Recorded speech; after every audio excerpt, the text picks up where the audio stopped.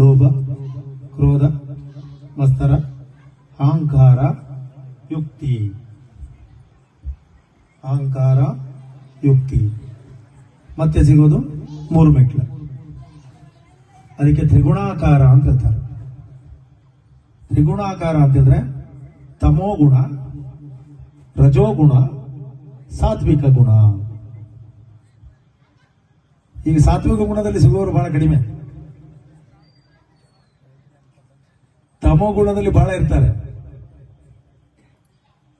ತಮೋ ರಜೋ.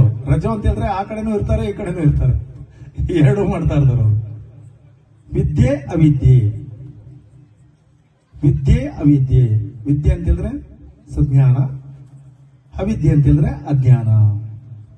ಈ 18 ಮೆಟ್ಟಿಲನ್ನ, ಆ ತತ್ವಗಳನ್ನ ನಾವು ಮೆಟ್ಟಿ ನಿಲ್ಲಬೇಕಂತೆ. ಅಂದ್ರೆ ಅವರು ಗುರುಜಿ ಆಗ್ತಾರಂತೆ. ಚೆನ್ನಾಗಿ ಹೇಳಿದ ನೋಡಿ ಅಯ್ಯಪ್ಪ. ಆಗ ತತ್ವಮಸಿ ಅಂತೆ. ತತ್ವಮಸಿ ಅಹಂ ಬ್ರಹ್ಮಾಸ್ಮಿ. ಅಹಂ ಬ್ರಹ್ಮಾಸ್ಮಿ ಅಂತ ಹೇಳಿದ್ರೆ ನೀನೇ ನಾನು, ನಾನೇ ನೀನು. ತತ್ವಮಸಿ ಒಂದೇ ಅರ್ಥ ಅಲ್ಲ. ನನ್ನ ಹಾಗೆ ನೀನು ಹಾಗೆ ಬರಬಹುದು, ಆದ್ರೆ ನಿನಗೆ ದೊಡ್ಡ ಗೇಟ್ ಇಟ್ಟಿದ್ದೀನಿ ಅಂತ ಹೇಳ್ತಾನೆ ಅಯ್ಯಪ್ಪ. ದೊಡ್ಡ ಗೇಟ್ ಇಟ್ಟಿದ್ದೀನಿ, ಇದನ್ನ ಆರೋದು ಬಹಳ ಕಷ್ಟ ಇದೆ. ಈ 18 ತತ್ವಗಳನ್ನ ಅರಿತು ತೂಗಿದಾಗ, ಅದನ್ನ ಎಲ್ಲ ಬಿಟ್ಟಾಗಲ್ಲ ನಮಗೆ 18 ಬಿಟ್ಟಿನ ಪ್ರವೇಶ ಆಗೋದು. ಎಷ್ಟು ಕಷ್ಟ ಇದೆ ನೋಡಿ, ತತ್ವಮಸಿ ಆಗ್ಲಿಕ್ಕೆ ಎಷ್ಟು ಕಷ್ಟ ಇದೆ, ಬಹಳ ಕಷ್ಟ ಇದೆ. ಸಂಸಾರದಿಂದ, ತಾಪತ್ರಯದಿಂದ ನಾವು ಸಂಸಾರ ತಿಳೋದೇ ಸಸಾರ. ಮೊದಲು ಚೆನ್ನಾಗಿರುತ್ತೆ, ಮದುವೆ ಆಗುವ ಪೂರ್ವದಲ್ಲಿ ಬಹಳ ಚೆನ್ನಾಗಿರುತ್ತೆ. ಚಡ್ಡಿ ಚೊಣ್ಣ ಬಂದ ಮೇಲೆ ಸ್ಟಾರ್ಟ್ ಆಗುತ್ತೆ ಕಷ್ಟ. ಕೋಟಲೆಗಳೆಲ್ಲ ಏನು ಅಂತ ಗೊತ್ತಾಗುತ್ತೆ. ಮಕ್ಕಳು 12 ವರ್ಷದ ಒಳಗಡೆ ಇದ್ರೆ ಚಂದ. ಅದಕ್ಕಿಂತ ಮೇಲೆ ಅವನ ಆತ್ಮಕ್ಕೆ ಭಗವಂತ ಕೌಶಲ್ಯ ಕೊಟ್ಟಿದ್ದಿದ್ರೆ ಅವನು ಚೆನ್ನಾಗಿ ಹೋಗ್ತಾನೆ. ಆಗ ತಂದೆ ತಾಯಿ ಖುಷಿ ಆಗುತ್ತೆ. ಅದು ಏನು ಕೀಟ್ಲೆ ಕೋಟ್ಲೆ ಮಾಡ್ಕೊಂಡು ಹೋಗ್ತದಲ್ಲ, ಆಗ ಸ್ಟಾರ್ಟ್ ಆಗುತ್ತೆ ನಮ್ದೆಲ್ಲ ಉರಿಲಿಕ್ಕೆ. ಹಾಗಾಗಿ ಅದನ್ನೆಲ್ಲ ನಾವು ಮೆಟ್ಟಿ ನಿತ್ತು ಆ 18 ತತ್ವಗಳನ್ನ ಅರ್ತು ಆ ಭಗವಂತನ ಹತ್ರ 18 ವರ್ಷಗಳ ಹೋಗೋದು ಅಂತಂದ್ರೆ ಅದು ಮಹಾ ಪುಣ್ಯವಂತರಿಗೆ ಸಾಧ್ಯ. ಇವರೆಲ್ಲ ಪುಣ್ಯವಂತರು, ಭಾಗ್ಯವಂತರು. 18 ವರ್ಷಗಳ ಕಾಲ ಆ ಶಬರಿಮಲೆ 48. ಇದು ಆಕ್ಚುಲಿ ಏನಿದೆ ಅಂತಂದ್ರೆ 48 ಕಿಲೋಮೀಟರ್ 18 ವರ್ಷಗಳ ಕಾಲ. 48 ಕಿಲೋಮೀಟರ್ ಪಾದಯಾತ್ರೆ. 48 ಕಿಲೋಮೀಟರ್ ಪಾದಯಾತ್ರೆ ಮಾಡಲೇಬೇಕು.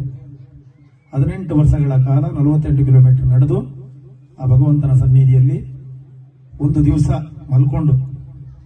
ಯಾಕೆಂತಂದ್ರೆ ಯಾವುದಾ ತೀರ್ಥ ಪ್ಲೇಸಿಗೆ ನೀವು ಹೋದ್ರೆ ಒಂದು ದಿವಸ ನೀವು ಮಲ್ಕೊಳ್ಳೇಬೇಕು.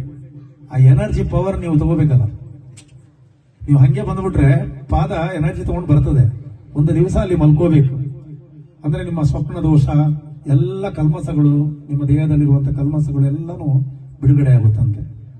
ಹಾಗಾಗಿ ಆ ದೇಗುಲದಲ್ಲಿ ಮಲ್ಕೊಂಡು ಯಾರು 18 ವರ್ಷಗಳ ಕಾಲ ಈ 48 ದಿವಸ ವ್ರತವನ್ನ ಮಾಡಿ 48 ಕಿಲೋಮೀಟರ್ ನಡೆದು 18 ಮೆಟ್ಟಿಲನ್ನ ಹತ್ತುತ್ತಾನೋ ಅವನು ನಿಜವಾದಂತ ಮಹಾಯೋಗಿ. ಮಹಾಯೋಗಿ. ಅದಕ್ಕೆ ಭಗವಂತ ಯೋಗಾಸನ ಮುದ್ರೆಯಲ್ಲಿ ಕೂತಿಲ್ಲ, ಯೋಗ ಮುದ್ರೆಯಲ್ಲಿ ಕೂತಿದ್ದಾನ ಅವನು.